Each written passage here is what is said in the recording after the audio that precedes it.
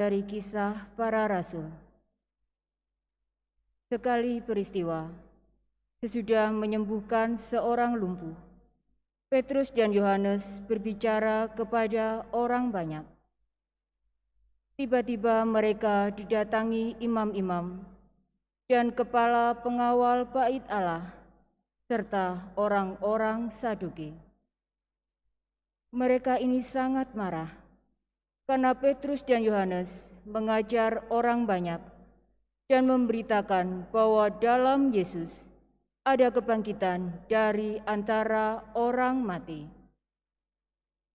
Maka mereka ditangkap, lalu diserahkan ke dalam tahanan sampai keesokan harinya, karena hari telah malam.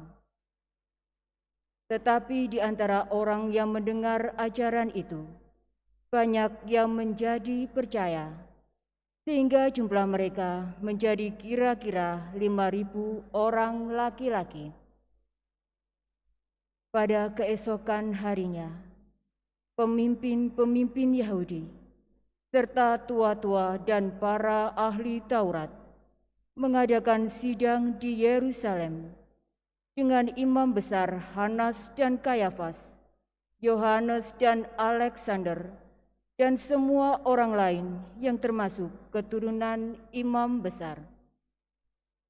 Lalu Petrus dan Yohanes dihadapkan kepada sidang itu dan mulai diperiksa dengan pertanyaan ini.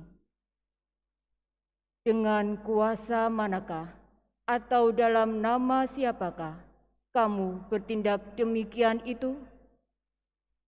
Maka jawab Petrus penuh dengan Roh Kudus, "Hai pemimpin-pemimpin umat dan kaum tua-tua, jika sekarang kami harus diperiksa karena suatu kebajikan kepada seorang sakit dan harus menerangkan dengan kuasa manakah orang itu disembuhkan, maka ketahuilah oleh kamu sekalian dan oleh seluruh umat Israel bahwa semua itu kami lakukan dalam nama Yesus Kristus, orang Nazaret, yang telah kamu salibkan, tetapi dibangkitkan Allah dari antara orang mati. Karena Yesus itulah orang ini sekarang berdiri dengan sehat di hadapan kamu.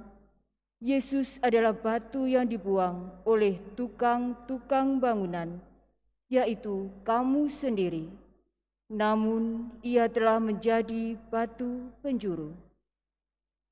Dan keselamatan tidak ada di dalam siapapun juga selain di dalam Dia.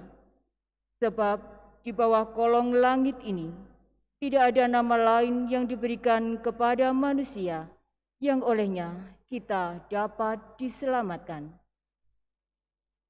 Demikianlah sabda Tuhan. Syukur kepada Allah. Batu yang dibuang oleh tukang-tukang bangunan telah menjadi batu penjuru.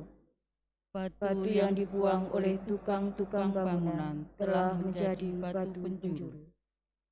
Bersyukurlah kepada Tuhan sebab Ia baik, kekal abadi kasih setianya. Biarlah Israel berkata, kekal abadi kasih setianya.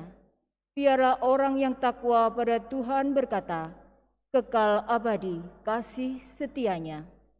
Batu yang dibuang oleh tukang-tukang bangunan telah menjadi batu penjuru. Batu yang dibuang oleh tukang-tukang bangunan telah menjadi batu penjuru. Hal itu terjadi pada pihak Tuhan, suatu perbuatan ajaib di mata kita. Inilah hari yang dijadikan Tuhan. Marilah kita bersorak-sorai dan bersukacita karenanya. Batu yang dibuang oleh tukang-tukang bangunan telah menjadi batu penjuru. Ya Tuhan, berilah kiranya keselamatan. Ya Tuhan, berilah kiranya kemujuran. Diberkatilah Dia yang datang dalam nama Tuhan. Kami memberkati kamu dari dalam rumah Tuhan. Tuhanlah Allah, Dia menerangi kita. Batu yang dibuang oleh tukang-tukang bangunan telah menjadi batu penjuru. Haleluya, haleluya, haleluya, haleluya. Haleluya, haleluya, haleluya, haleluya. Inilah yang dijadikan Tuhan. Marilah kita bersorak-sorai dan bersuka cita karenanya. Haleluya, haleluya, haleluya, haleluya.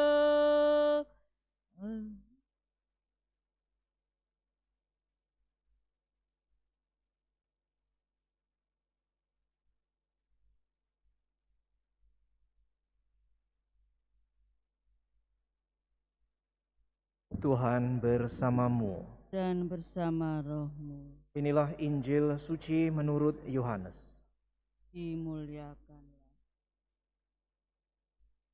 Sesudah bangkit dari antara orang mati, Yesus menampakkan diri kepada murid-muridnya di pantai Danau Tiberias. Ia menampakkan diri sebagai berikut. Di pantai itu berkumpullah Simon Petrus, Thomas yang disebut Didimus, Natanael dari Kana yang di Galilea, anak-anak Zebedeus, dan 2 orang murid Yesus yang lain. Kata Simon Petrus kepada mereka, "Aku pergi menangkap ikan." Kata mereka kepadanya, "Kami pergi juga dengan engkau." Mereka berangkat lalu naik ke perahu, tetapi malam itu mereka tidak menangkap apa-apa. Ketika hari mulai siang, Yesus berdiri di pantai, akan tetapi murid-murid itu tidak tahu bahwa itu adalah Yesus. Kata Yesus kepada mereka, "Hai anak-anak, adakah kamu mempunyai lauk pauk?" Jawab mereka, "Tidak ada." Maka kata Yesus kepada mereka, "Tebarkanlah jalamu di sebelah kanan perahu, maka akan kamu peroleh." Lalu mereka menebarkannya, dan mereka tidak dapat menariknya lagi karena banyaknya ikan. Maka murid yang dikasihi Yesus berkata kepada Petrus, "Itu Tuhan." Ketika Petrus mendengar bahwa itu adalah Tuhan, maka ia mengenakan pakaiannya, sebab ia tidak berpakaian, lalu terjun ke dalam danau. Murid-murid yang lain datang dengan perahu, karena mereka tidak jauh dari darat, hanya kira-kira 200 hasta saja. Dan mereka menghela jala yang penuh ikan itu. Ketika tiba di darat, mereka melihat ada api arang, dan di atasnya ada ikan serta roti. Kata Yesus kepada mereka, "Bawalah beberapa ikan yang baru kamu angkat itu." Simon Petrus naik ke perahu, lalu menghela jala itu ke darat, penuh ikan-ikan besar, 153 ekor banyaknya. Dan sungguh pun sebanyak itu ikannya, jala tidak koyak. Kata Yesus kepada mereka, "Marilah dan sarapanlah." Tidak ada di antara murid-murid itu yang berani bertanya kepadanya, "Siapakah engkau?" Sebab mereka tahu bahwa ia adalah Tuhan. Yesus maju ke depan, mengambil roti dan memberikannya kepada mereka. Demikian juga ikan itu. Itulah ketiga kalinya Yesus menampakkan diri kepada murid-muridnya sesudah ia bangkit dari antara orang mati. Demikianlah sabda Tuhan. Terpujilah Kristus. Saudara sekalian yang terkasih, kebangkitan Yesus adalah sebuah pengalaman yang sungguh mengubah jalan hidup para pengikutnya dan banyak orang yang lain.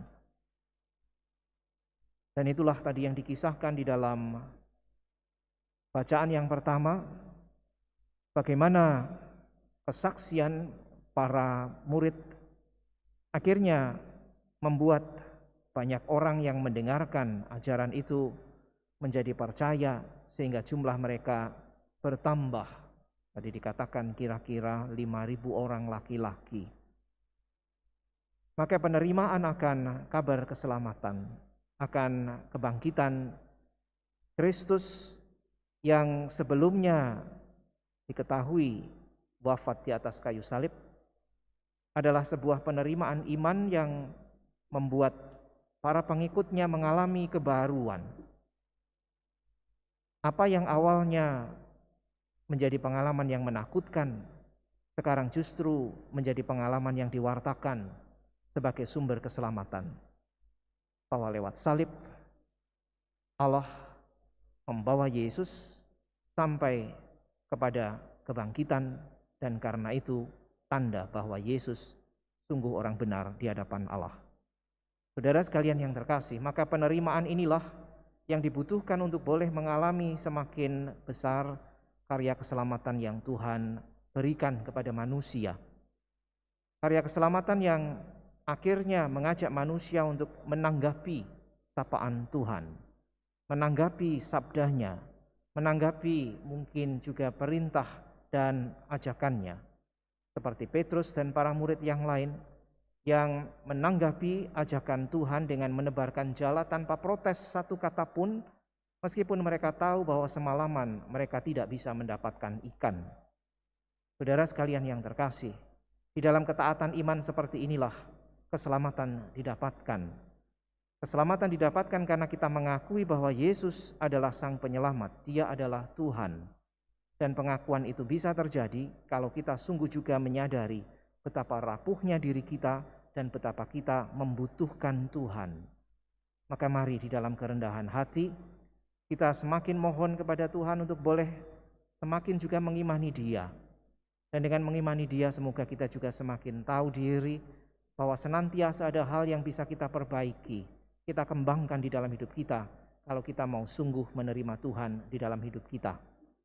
Keengganan kita, mungkin juga kemalasan, atau mungkin besar hati kita yang kadang-kadang menutupi diri kita sehingga kita menjadi sombong dan merasa bahwa kita bisa mengatasi banyak hal dari kekuatan kita sendiri, justru akan menghambat kita untuk menerima keselamatan. Sebaliknya, di dalam kerendahan hati dan kesadaran akan perlunya Tuhan di dalam hidup kita, kita akan justru dibawa kepada keselamatan karena karya Tuhan akan bekerja di dalam diri kita yang membuka diri akan kehadirannya.